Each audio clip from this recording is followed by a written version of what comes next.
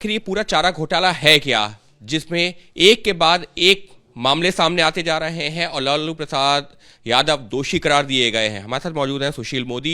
सुशील मोदी, इस मामले में जब मामला शुरुआत में आया था तो उस मामले में अदालत में याचिका दायर करने वाले कुछ लोगों में से एक रहे हैं, यानी कि मामले को उजागर करने वाले लोगों में से एक नाम रहा है सुशील मोदी का भी। सुशील जी हमारे साथ में। सुशील जी, अगर हम बात करें, ये मामला अब से करीबन 25-26 साल पहले का है। चारा घोटाला काफी चर्चित मामला है, लेकिन चारा घोटाला हुआ कैसे था ये पूरा? नहीं, देखिए, ये जो पशुपालन विभाग के जो सारे दफ्तर थे, सारा जो उनका बजट था, वो दक्षिण बिहार यानी झारखंड के इलाके में था। और सबसे मजे की बात ये कि बजट आवंटन था अगर 30 करोड़ तो खजाने से निकाल लिया गया 50 करोड़। फिर बजट आवंटन बढ़कर 40 करोड़ हो गया तो खजाने से निकाल लिया गया 100 करोड़।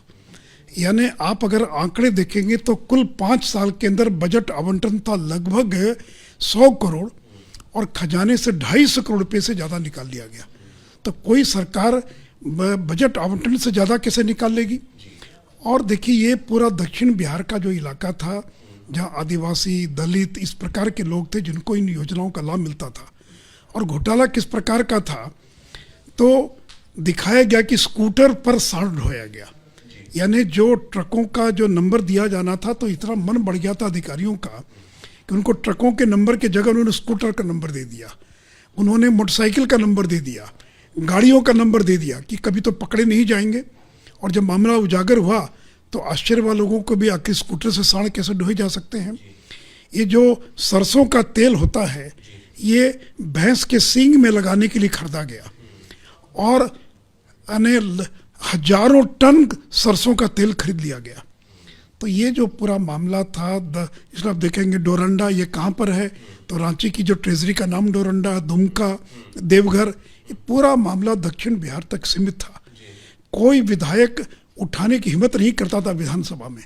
अगर उठाने के लिए उसने क्वेश्चन डाला तो उसको मैनेज कर लिया जाता था पैसा देकर, ताकि विधानसभा में वो सवाल ना पूछ सके, सवाल ना उठाया जा सके। जिस दौरान का ये मामला है उस दौरान लालू प्रसाद यादव मुख्यमंत्री थे और उन्हीं के इशारे पर या उन्हीं के आदेश पर ये सारा पैसा जो है एलोकेट किया गया, निकाला गया। नहीं, देखिए, वो वित्त मंत्री भी थे और पशुपालन मंत्री कोई दलित को बना दिया पशुपालन मंत्री, जो चुपचाप, उसको कुछ पता भी नहीं है। तो जो पूरा एक कॉकस था जिसमें आईएएस अधिकारी थे, डॉक्टर श्याम बिहारी सिन्हा जो उस समय पशुपालन विभाग के डिप्टी डायरेक्टर थे, कई आईएएस अधिकारी, वो पूरा का एक सिंडिकेट था। मैं इतना जरूर कहूँगा कि लालू यादव को बहुत छोटा हिस्सा मिला पैसे का, बड़ा हिस्सा डकार लिया ये इस आईएएस और पशुपालन विभाग के लोगों को।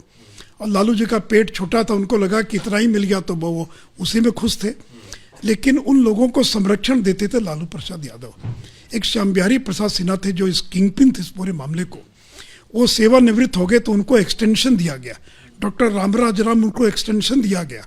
और चिट्ठी लिखने वाले कौन थे, तो पब्लिक अकाउंट्स कमेटी के चेयरमैन जगदीश शर्मा। कौन थे, तो डॉक्टर जगन्नाथ मिश्रा जो नेता प्रतिपक्ष थे। तो वो पत्र लिखते थे लालू जी को, मिली भगत थी दोनों की कि बड़े अच्छे अधिकारी हैं और इनको एक्सटेंशन दे दिया जाए। और नेता प्रतिपक्ष के पत्र के आधार पर मुख्यमंत्री एक्सटेंशन दिया करता था। और यहाँ तक कि जो विजिलेंस था, उन लोगों ने पूरे मामले की जांच सीबीआई से कराने की अनुशंसा की। उस पर फाइल पर साल भर लालू प्रसाद यादव बैठे रहे। तो इस प्रकार के अनेक मामले, उनकी जो बेटियां थी पढ़ती थी रांची के अंदर, उनके गार्डियन कौन थे, तो चारा घोटाले के जो किंगपिन थे डॉक्टर श्याम बिहारी प्रसाद सिन्हा या आर.के. राणा जिनको सजा हुई, ये लोग उनके लोकल गार्डियन हुआ करते थे। तो इसलिए कम से कम 400-500 लोग इस पूरे मामले से जुड़े हुए थे। और सैया भाई कोतवाल तो डर का है, लालू जी मुख्यमंत्री हैं और लालू जी का दबदबा था उस जमाने में कि कोई चू भी नहीं कर सकता था। तो इसलिए उनको भी कोई डर नहीं था कि लालू यादव जो मुख्यमंत्री हैं और उनके नाक के नीचे उनके संरक्षण में ये घोटाला चलता रहा। आप लोग, आपके जानकारी में कैसा आया और किस तरह से मामला जो कोर्ट, हाई कोर्ट से लेकर सुप्रीम कोर्ट तक गया था? देखिए, इस मामले को पहले अमित खरे जो इस समय प्रधानमंत्री जी के सलाहकार हैं और वीएस दुबे जो वित्त विभाग के प्रधान सचिव थे, पहले उन लोगों ने जब डोरंडा और कई ट्रेजरी की जांच की तो मामला पाया कि ये बड़ा एक घोटाला है। लेकिन इसके राजनीतिक पक्ष को हम लोगों ने उजागर किया। मेरे पास वेटनरी के कुछ लड़कों ने 94 में कुछ डॉक्यूमेंट्स वो देकर गए लेकिन मुझे वो विश्वास नहीं था कि हाथ के लिखे कागज के आधार पर कोई ट्रेजरी से पैसा विड्रॉ हो सकता है। लेकिन जब अमित खरे और वीएस दुबे ने मामला उजागर किया तो फिर हम लोगों ने उन डॉक्यूमेंट्स के आधार पर पटना उच्च न्यायालय में लोकहित याचिका दाखिल की। लालू जी ने कोर्ट में ये कहा कि सीबीआई जांच की आवश्यकता नहीं है, मैंने तो एक न्यायिक जांच का गठन कर दिया है। और इन्होंने जो जांच का आदेश दिया, कौन लोग थे? जो घोटालेबाज लोग थे वही लोग इस पूरे मामले की जांच भी कर रहे थे। पटना हाईकोर्ट ने सीबीआई जांच का आदेश दिया, उसके खिलाफ लालू जी सुप्रीम कोर्ट चले गए कि मैंने तो जांच का आदेश दे दिया, सीबीआई जांच की आवश्यकता क्या है। तो सुप्रीम कोर्ट ने उल्टे जहाँ एक और सीबीआई जांच को बहाल रखा, वहाँ पर कहा कि पटना हाईकोर्ट इस पूरे मामले की मॉनिटरिंग करेगा। और देखिए, सौभाग्य था कि डॉक्टर ए के विश्वास जॉइंट डायरेक्टर थे, जो बाद में ममता बनर्जी की सरकार में मंत्री भी बने, एमएलए भी बने, और राकेश अस्थाना जो इस समय दिल्ली के पुलिस कमिश्नर है। तो इस तरह के कुछ ईमानदार लोग थे जिनके कारण ये पूरा का पूरा मामला अपने मुकाम तक पहुंचा।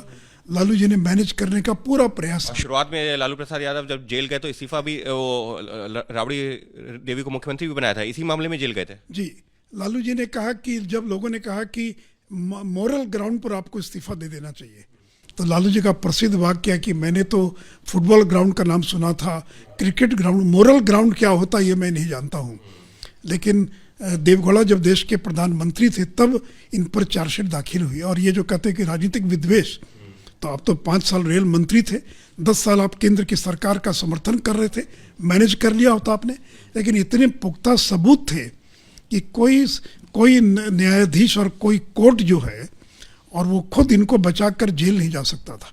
इसलिए उनको एक नहीं 4 मामले में सजा हुई। 5वां मामला है। लेकिन मुझे दुख होता उनके स्वास्थ्य को देखकर कि इस उम्र में भी उनको जेल जाना पड़ रहा है। लेकिन मामला तो कोर्ट का है, इसलिए कोर्ट ने उनको सजा दी है।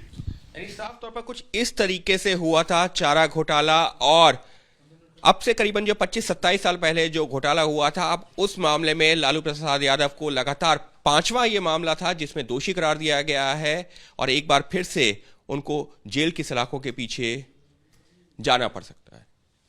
कैमरा पर्सन मोहित कासले के साथ अंकित गुप्ता, एबीपी न्यूज, दिल्ली।